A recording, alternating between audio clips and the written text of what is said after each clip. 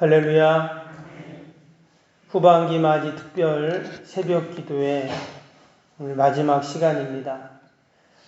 하나님께서 우리의 기도와 또 우리의 모든 간구와 소원을 들으시고 반드시 응답해 주실 줄로 믿습니다. 한 주 동안 하니까 조금 아쉽네요.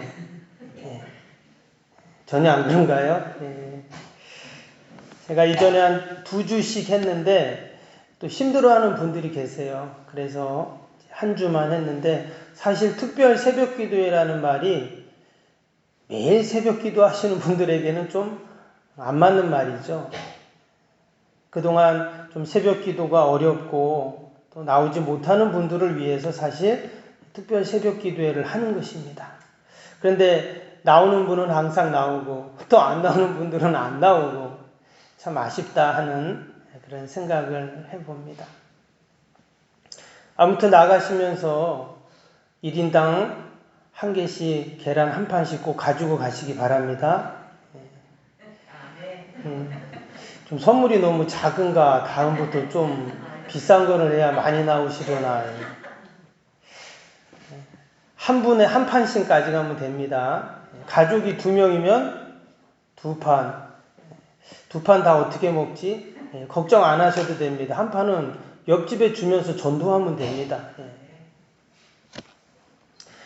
오늘 마지막 시간인데요.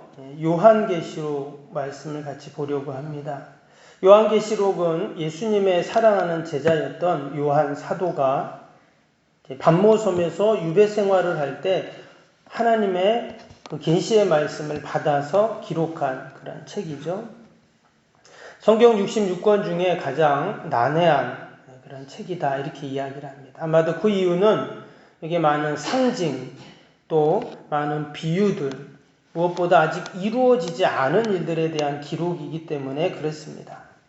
그래서 다른 성경보다 반면에 이 요한계시록은요 읽으면 읽을수록 재미가 있고 또 신비하고 은혜가 되는 책이 요한계시록입니다.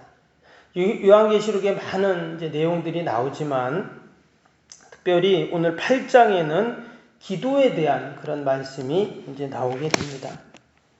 6장부터 16장까지 보면 이제 세상 마지막 때에 있을 하나님의 심판, 재앙에 대한 이런 말씀들이 나오거든요. 그래서 우리가 아는 것처럼 3가지의 재앙이 있죠. 7인 재앙, 또 7 나팔 재앙, 또 7 대접 재앙이 이렇게 쭉 이제 나오게 되는데 오늘 함께 읽었던 이 8장의 내용은요. 하나님의 손에 있었던 생명체, 바로 그 두루마리를 7번째 봉인을 딱 뜯는 순간, 그 다음에 첫 번째 나팔 재앙이 이제 시작이 되는데, 7째 봉인을 떼는 거와 첫 번째 나팔 재앙이 시작되는 바로 그 시점을 이제 8장에 나오게 됩니다. 오늘 1절을 보니까 이렇게 시작이 되죠. 7째 인을 떼실 때에 하늘이 반시간쯤 고요하더니 했습니다. 첫 번째 인, 두 번째 인, 세 번째 인 쭉 해서 7번째 인을 딱 떼는데 어떤 일이 생겼냐. 하늘이 반시간쯤 고요해졌다. 단순히 30분이라는 표현보다는 해석보다는 갑자기 하늘이 조용해졌다는 거예요. 그전엔 어떤 일이 있었냐. 7장에 보면은 하늘의 천군 천사들이 다 모여가지고 하나님을 찬양하고 경배하는 그런 내용이 나옵니다. 그래서 그 보좌에 앉으신 어린 양, 또 하나님을 찬양하고 경배하는 어마어마한 하늘의 성가대가 찬양을 막 하는 그런 장면이 나와요. 그리고 나서 7째 인을 딱 띄는데 조용해진 거예요. 마치 폭풍 전야처럼 뭔가 심각한 일들이 일어날 것처럼 조용해진 것입니다. 그리고는 이어지는 2절에 보니까 이제 하나님이 등장하시죠. 내가 보매 하나님 앞에 7 천사가 서 있어 7 나팔을 받았더라. 하나님께서 딱 나타나셔가지고는 7명의 천사들에게 하나님 앞에 딱 서 있고 나팔을 하나씩 딱 주는 거예요. 그리고 이제 나팔을 하나하나 부는 순간 이제 무시무시한 재앙들이 이제 쏟아지게 되죠. 앞에 나왔던 7인 재앙과는 비교할 수 없는 어마어마한 강력한 재앙이 이제 시작이 됩니다. 우리는 이 말씀을 그냥 읽지만 사실 요한 사도가 이 말씀을 받을 때는 어땠을까요? 무시무시했겠죠. 그리고 또 그 말씀을 듣는 초대교회 성도들 또한 너무나 무섭고 또한 두려웠을 것입니다. 그런데 이어지는 3절에 보니까 하늘이 반시간쯤 고요했다는 말과 나팔을 이제 받는 그 내용과 함께 기도가 나옵니다. 이게 이제 3절인데요. 3절을 보시면 또 다른 천사가 와서 제단 곁에 서서 금향로를 가지고 많은 향을 받았으니 이는 모든 성도의 기도와 합하여 보좌 앞 금제단에 드리고자 함이라. 그러니까 이제 나팔 재앙이 시작하기 바로 전에 천사가 또 한 명이 와서 금향로를 하나님 앞에 다 가지고 옵니다. 그런데 그 금향로에 뭐가 담겨 있다고 했어요? 모든 성도의 기도와 합하여 이렇게 지금 얘기를 했어요. 이 향로에는 이제 향이 담겨 있죠.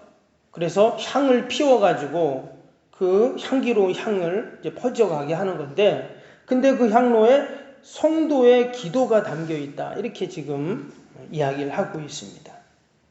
그래서 하나님이 내리시는 마지막 심판 때에 이 종말적인 심판과 성도의 기도가 관련이 있다는 것을 우리는 알 수가 있습니다. 그래서 그 금향로에 담긴 그것을 가지고 하나님 보좌 앞에 나가 여기 보니까 금제단 앞에 드린다 이렇게 나왔어요. 하나님 앞에 이제 드린다 이런 말씀이죠. 이것이 과연 무엇을 의미하는가? 여러분, 우리의 기도가 결코 독백이 아닙니다. 그냥 내 기도가 나의 하소연하고 또 나의 답답함을 그냥 이야기하는 것으로 끝나는 것이 아니라 그 기도가 어디로 가요? 하나님 앞으로 간다고 이렇게 지금 말씀을 하고 있습니다. 마치 그 향로에 향을 피워서 그 향이 하늘로 다 이렇게 올라가듯 하나님의 보좌 앞으로 그 향이, 그 기도가 올라간다는 거예요. 그 4절에 나오죠. 향연이 성도의 기도와 함께 천사의 손으로부터 하나님 앞으로 올라가는지라. 마치 성전에 피워놓은 그 향이, 향로의 향이 막 연기가 나잖아요. 그래서 그것이 하나님의 보좌 앞으로 이렇게 올라간다는 거예요. 근데 그것이 뭐냐? 성도들의 기도다. 이렇게 나왔어요. 출애굽기 30장에 보면 이 성전에 향단을 피우는 그 향에 대한 규정이 나옵니다. 출애굽기 30장 34절에 어떤 말씀이 나오냐면 소합향과 나감향과 풍자향의 향품을 취하고 그 향품을 유향과 섞어 거룩한 향을 만들어라 이랬어요. 그러니까 그 성전에는 늘 뭐가 있어요? 향을 피워 놓습니다. 그래서 그 성소 안에는 언제나 향냄새가 가득하게 되어 있어요.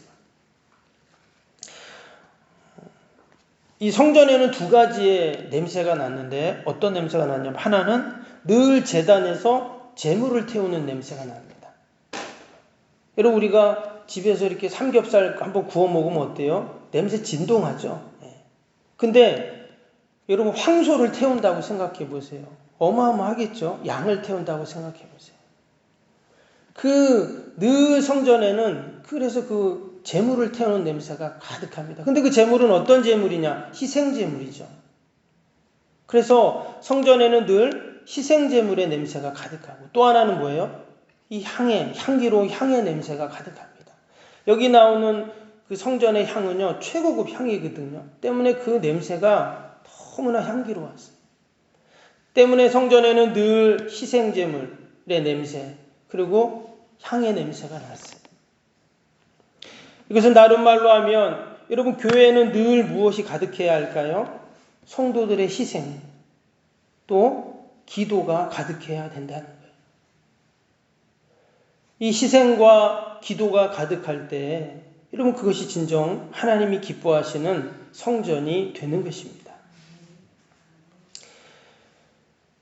여러분, 우리 교회도 늘 희생과 기도가 가득해야 할 줄로 믿습니다. 지금 천사들이 가지고 온 그 금 향로에 성도들의 기도가 담겨 있다고 했는데, 그럼 과연 다른 말로 하면 우리가 어떤 기도를 해야 할까요? 어떤 기도를 해야 하나님 앞에 상달이 되고 하나님이 마치 그 향을 흠양하시듯 우리의 기도를 흠양하시는가? 첫 번째는 공평과 정의를 위한 기도입니다. 그리고 마지막 때 하나님께서 세상을 심판하신다고 그렇게 이제 나오는데, 하나님이 왜 세상을 심판할까요? 여러분, 아이들이 잘하고 착하고 말 잘 듣는데 혼냅니까? 아니잖아요. 말 안 듣고 잘못된 길로 가고 그러면 이제 엄마가 회초리도 들고 또 혼내기도 합니다.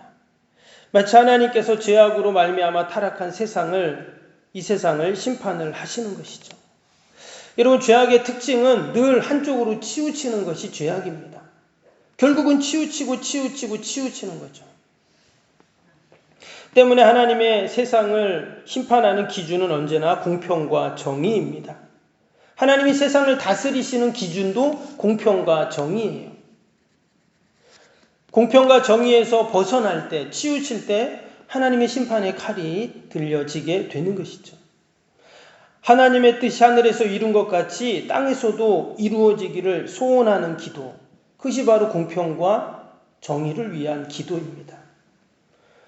우리가 공평과 정의를 위한 기도를 해야 합니다. 어찌 보면 거창한 것 같지만 사실 그것은 나의 유익, 또 나의 욕심에 치우친 기도가 아니고, 감정에 치우친 기도가 아니고, 나의 경험과 생각과 나의 뜻이 이루어지는 그런 기도가 아니라 늘 하나님이 기뻐하시는 기도. 여러분, 그것이 바로 공평과 정의를 위한 기도인 줄로 믿습니다. 오늘 5절 말씀을 보면 천사가 향로를 가지고 제단에 불을 담아다가 땅에 쏟음에 우레와 음성과 번개와 지진이 나더라. 이제 마지막 때 하나님의 그 7 나팔 재앙이 이제 시작이 되는데요. 근데 여기 뭐라고 했냐면 천사가 향로를 가지고 제단에 불을 담아다가 땅에 쏟음에 그랬어요. 그 향로를 제단 불을 붙여서 땅에 쏟았어요. 그랬더니 우레와 음성과 번개와 지진이 났다. 이런 재앙이 일어났다는 거예요. 무슨 말입니까? 하나님께서 우리의 기도를 사용하신다는 거예요. 천상의 어전회의에서 다 심판이 결정돼서 내려오는 것이 아니라 성도의 기도가 그 결정적인 역할을 하고 있다는 거예요. 이게 참으로 놀라운 말씀이죠. 우리의 기도가 하나님이 세상을 향한 다스림과 심판과 재앙의 도구로 쓰이고 있다는 것입니다. 우리가 둘째 날 창세기 18장에 나오는 아브라함이 조카 롯을 위한 중보기도를 보았죠. 그때 당연히 하나님께서는 그 죄악이 차고 찬 소돔성을 하나님은 심판하시기 위해 천사를 보냈습니다.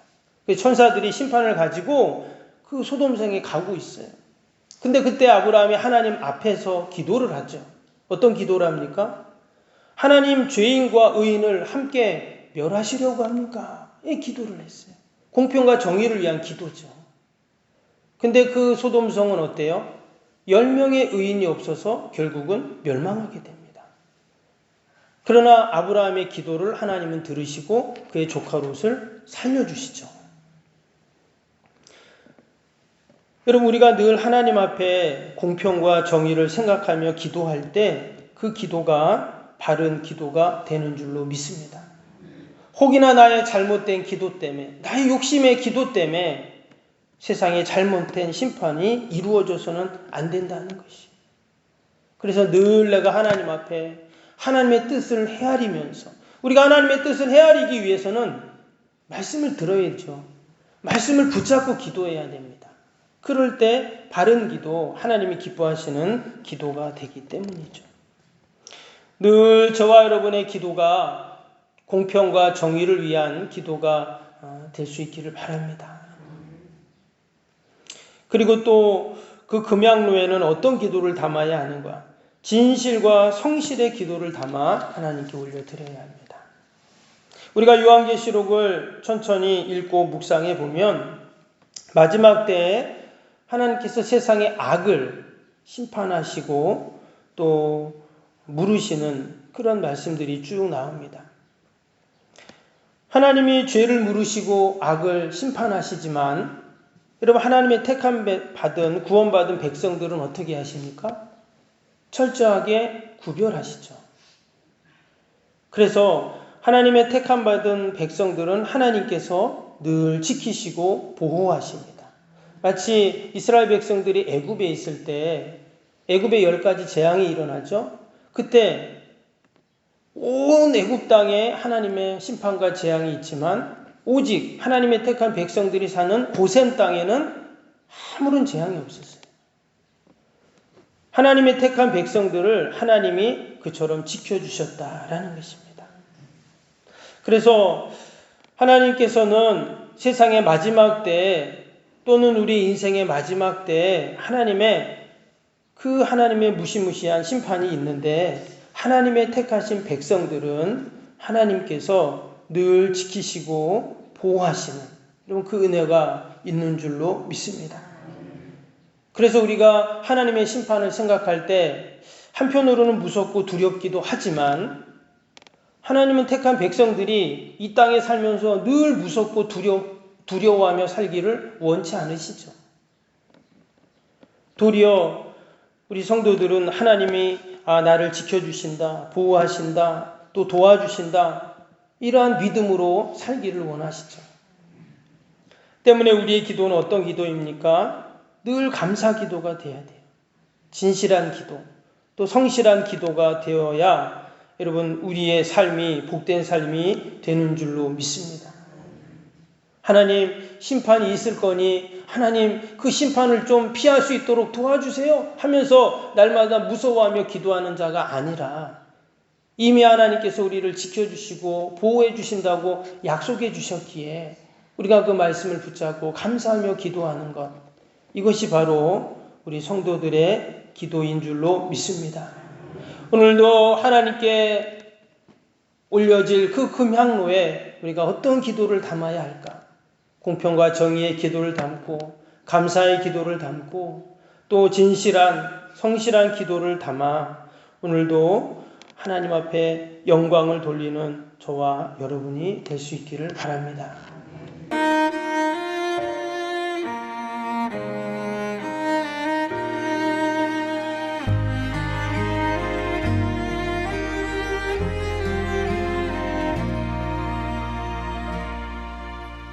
나는 하나님을 예배하는 예배자입니다.